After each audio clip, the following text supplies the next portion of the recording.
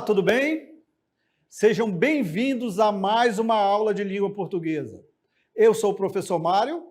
Vamos à aula de hoje? Aula 3, objeto de conhecimento, reconstrução do contexto de produção, circulação e recepção de textos. Detalhamento, intertextualidade. Muito bem, é isso. Vamos à aula? Vamos lá.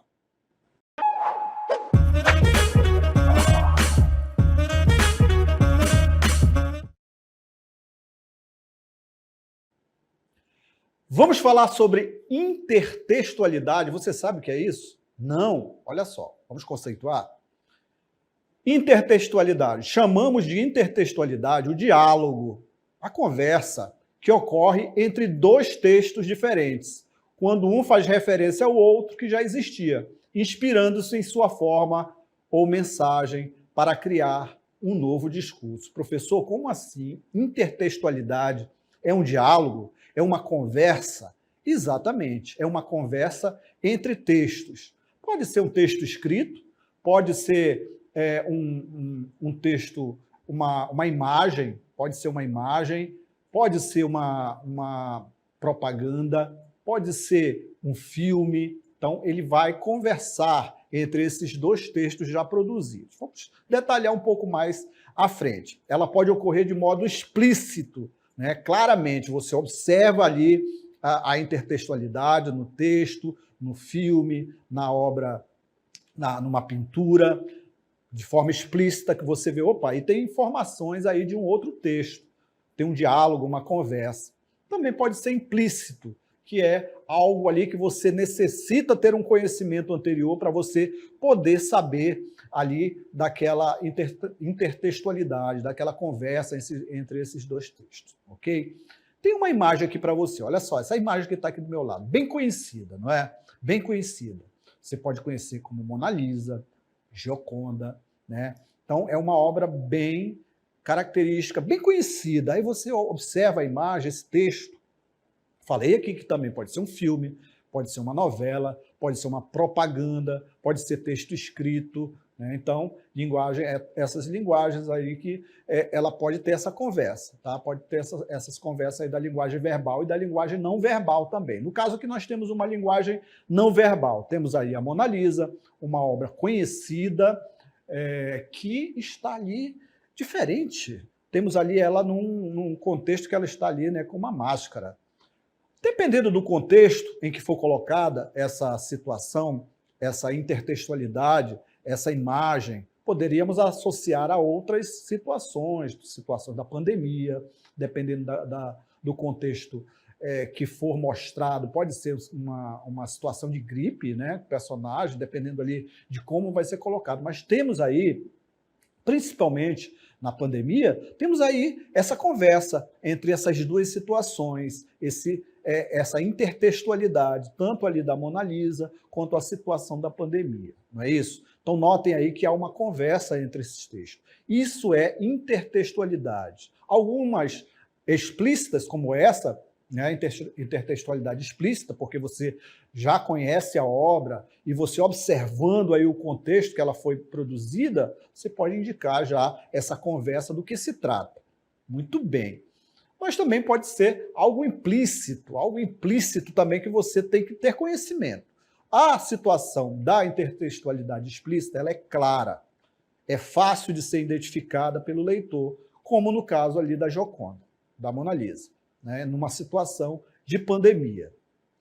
Essa intertextualidade explícita, clara, objetiva, ela estabelece uma relação direta com o texto original. No caso ali, se fosse colocado no contexto da pandemia, ela está estabelecendo uma relação direta com o texto original, que é a imagem icônica da Gioconda. Gioconda, Mona Lisa, são os mesmos personagens, a pintura, tá bom? Muito bem. Então, eles são encontrados facilmente elementos dos textos-fonte. Então, você observou a imagem ali, você já sabe do que se trata, né? Então, pode ser personagens do desenho animado, criados em certas situações também. Então, você já conhece aquele desenho animado, aí, mas ele está num outro contexto, conversando com uma outra situação. Então, ele está tendo ali uma conversa, um diálogo entre textos, ok? Então, são encontrados facilmente elementos dos textos-fontes, não é necessário esforço ou dedução do leitor, como na imagem que nós vimos anteriormente.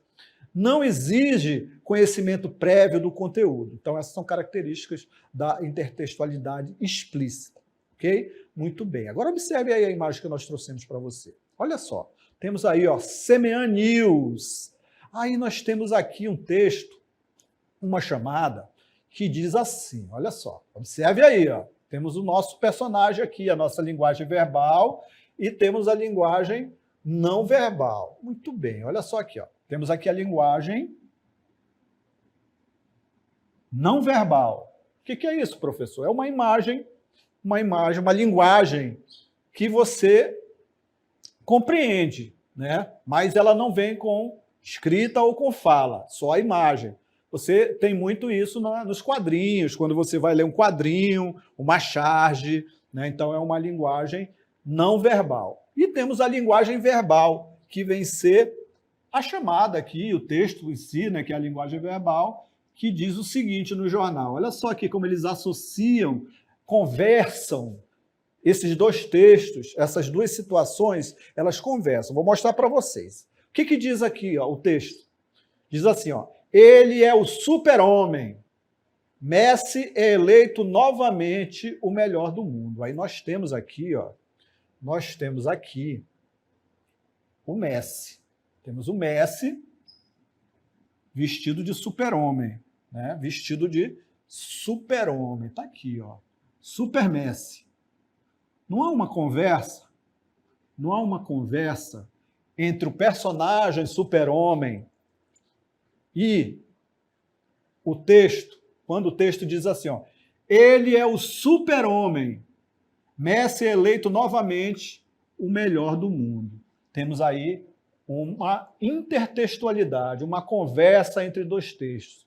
Um personagem icônico, que é o super-homem, associado aí ao esportista Messi, que foi eleito. Então ele faz uma associação aí, eles conversam, ele indicando aí por ele ser eleito novamente o melhor jogador do mundo, ele é o super-homem. Então há essa conversa entre esses dois mundos, o mundo dos quadrinhos, o mundo dos filmes e também ali a linguagem verbal, a linguagem não verbal, associando esses dois textos, fazendo essa conversa para manter ali uma informação. Ok? Muito bem, mas temos mais informações para você.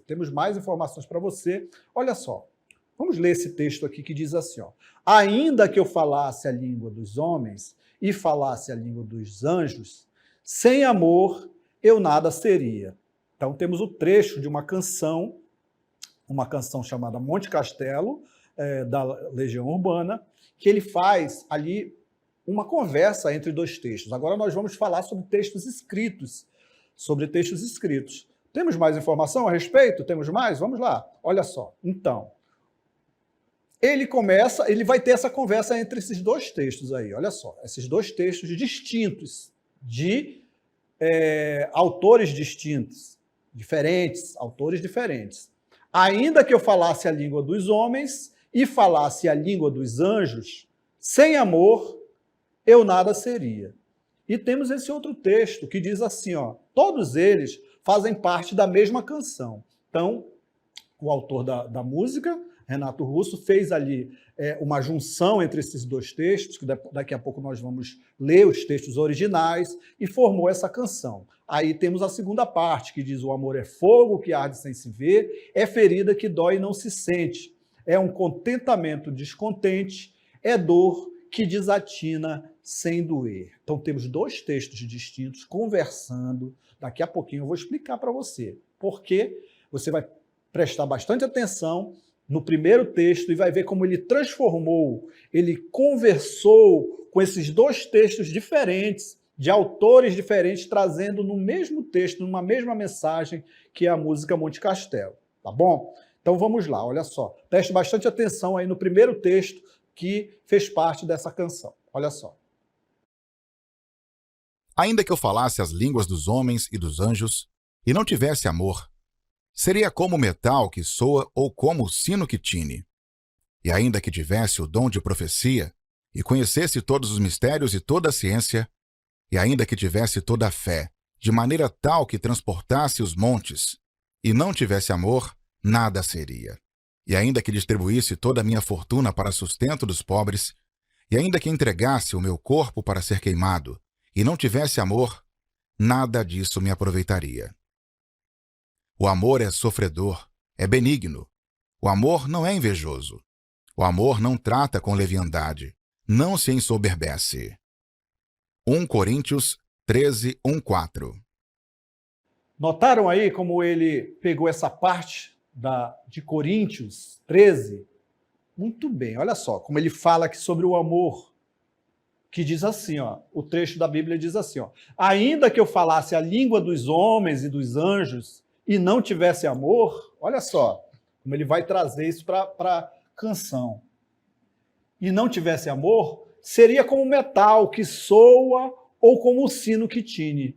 E ainda que tivesse o dom de profecia e conhecesse todos os mistérios, toda a ciência, e ainda que tivesse toda a fé, de maneira tal que transportasse os montes, e não tivesse amor, nada seria. Aí esse texto de Coríntios, ele vai conversar com o outro texto do poeta português. Olha só. Vai conversar com este poeta português. Vai conversar com ele. Ele vai indicar também uma conversa para trazer uma linguagem, uma mesma linguagem. A linguagem da Bíblia e do poeta português, que vai dizer o seguinte. Temos aí, né? Temos o texto que diz assim, olha só, preste atenção aí no texto de Camões. Olha só como ele vai conversar com esse texto. Ele diz bem assim, ó, ainda que eu falasse a língua dos homens, e falasse a língua dos anjos, sem amor eu nada seria. O amor é fogo que arde sem se ver, é ferida que dói e não se sente, é um contentamento descontente, é dor que desatina sem doer. Notem aí que esses dois textos, tanto o texto de Luís de Camões, quanto o texto da Bíblia, eles casaram, eles conversaram na canção. Eles têm ali a questão da intertextualidade. Aí você vai perguntar, professor, é uma intertextualidade explícita ou implícita? Aí você já tem que ter um conhecimento.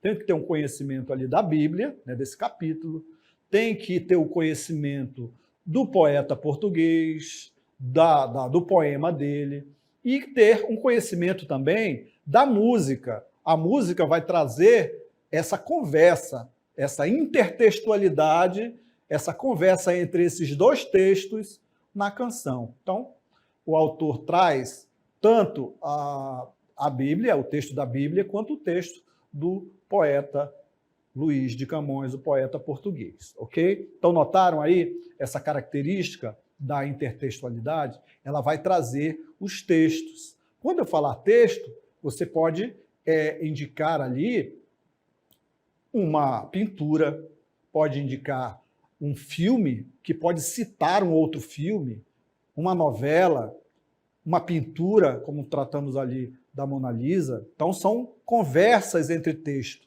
Isso é intertextualidade, né? Uma publicidade, uma propaganda que você vê na TV, que vai citar um filme, ou citar as palavras de algum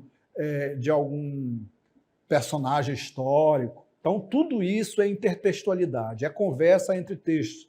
Na propaganda você vê bastante isso, né? Essas conversas, citações de personagens ou personagens históricos com personagens modernos. Então, tudo isso é intertextualidade, são conversas, diálogos entre textos, tá bom? Ficou claro aí? Muito bem. Agora vamos tratar sobre alguns tipos de intertextualidade. Olha só.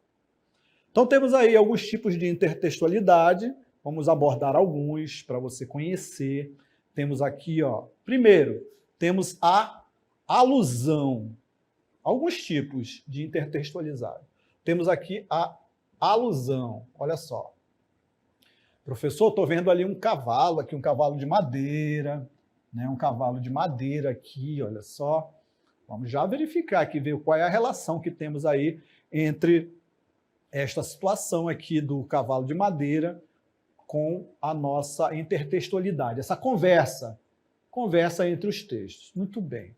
Então, o que é uma alusão? Alusão é o ato de indicar ou insinuar um texto anterior, sem, no entanto, aprofundar-se nele.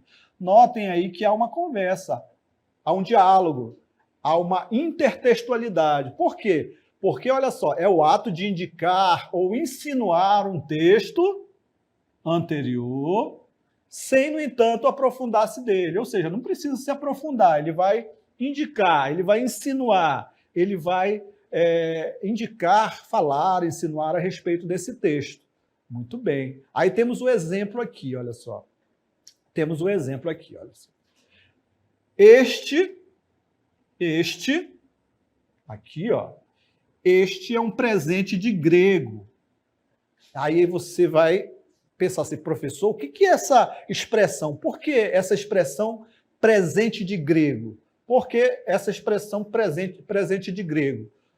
Temos aqui, olha, temos aqui. Então, expressão presente de grego eu vou falar para você. Vou falar para você o que significa. Esta expressão, ela também reporta ao presente que os troianos, na Guerra de Troia, você não conheceu, com certeza você vai conhecer, que houve uma guerra.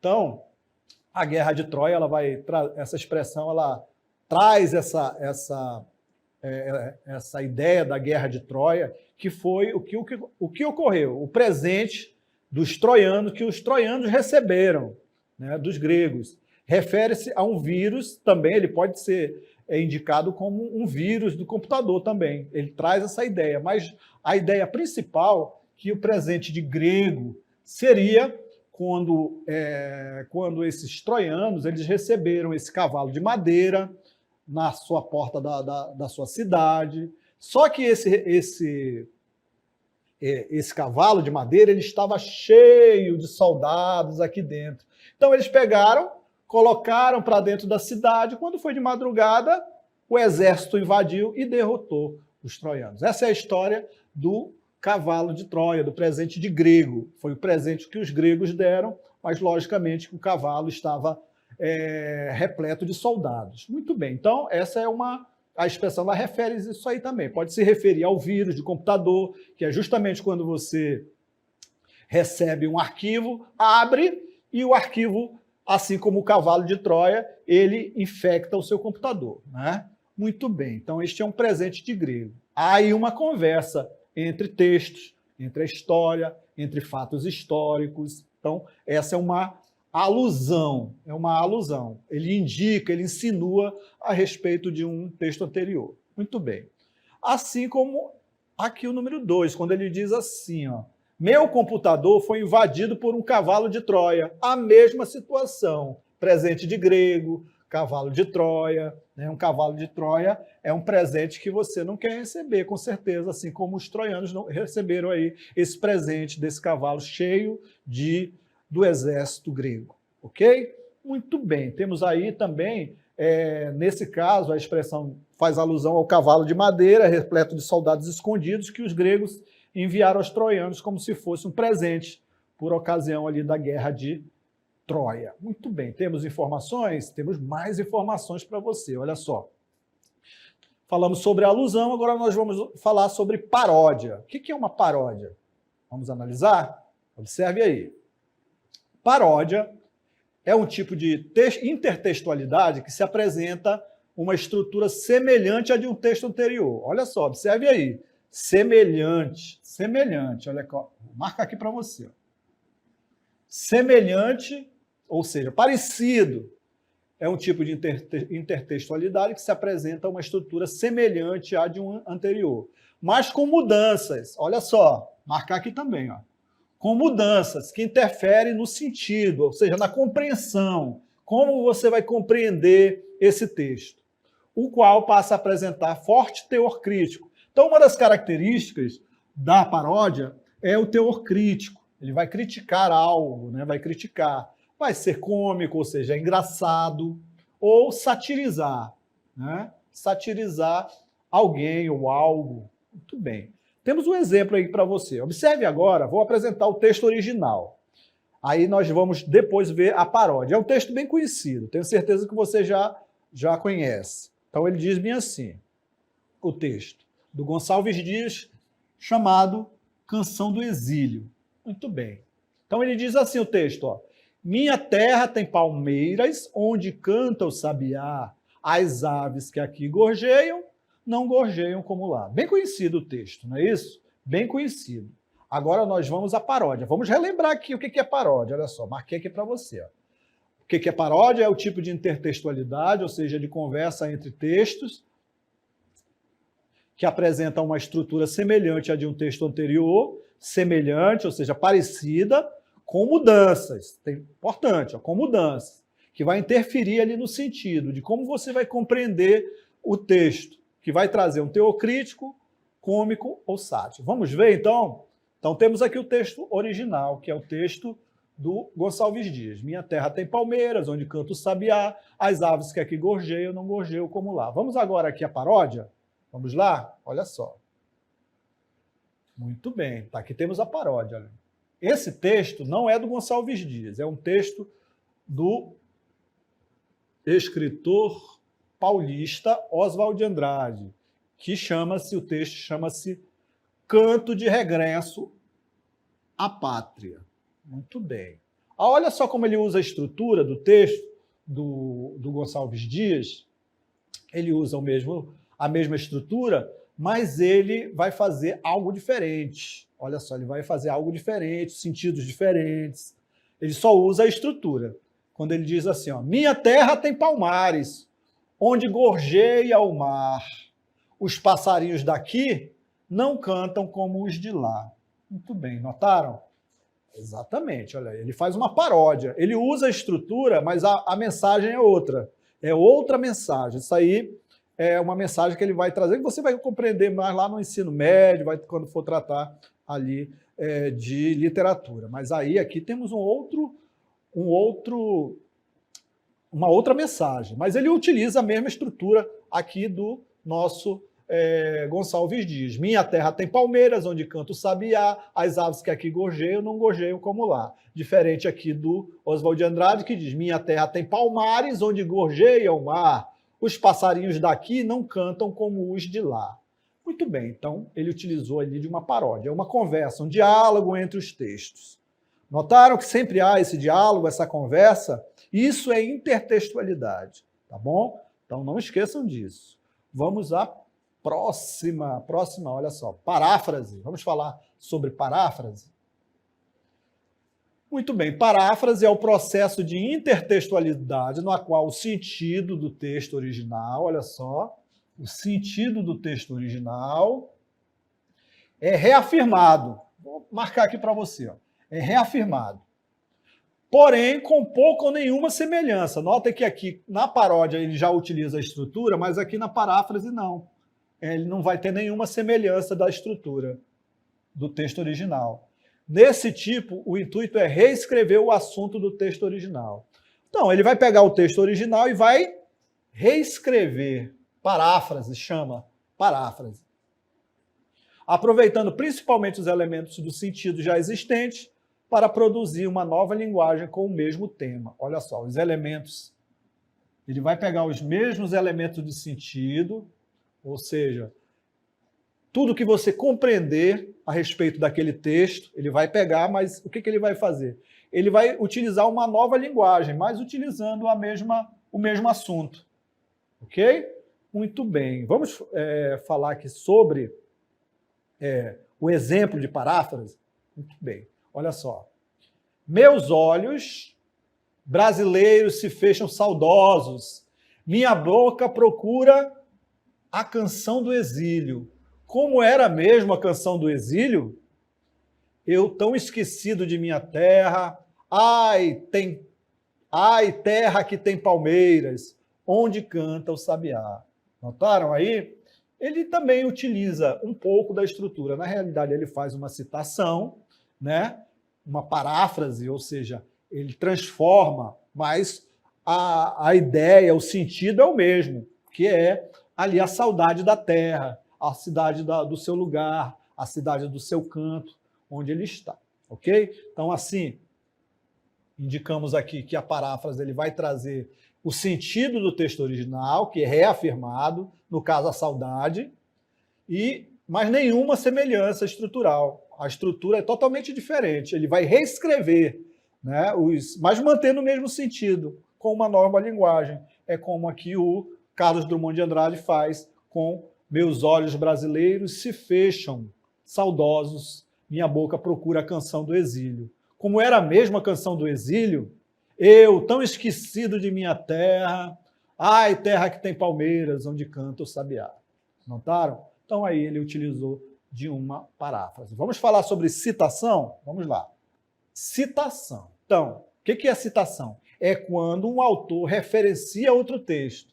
Ele vai fazer referência, vai falar a respeito de outro texto por ter pertinência, ou seja, ser importante. É um texto importante. Então ele vai tratar dessa citação, desse texto, por ele ter pertinência, ou seja, ser importante, tem relevância, com um conteúdo novo do novo texto. Ou seja, ele está escrevendo um novo texto. Ele está escrevendo um novo texto. Aí ele procura um texto, ele lembra, ou é intencional, ele quer citar alguém para embasar aquele texto que ele está escrevendo. Então ele vai e cita alguém e marca entre aspas, justamente para embasar o que ele está escrevendo. Ok? Muito bem, vamos lá, vamos prosseguir. Então temos aqui, ó.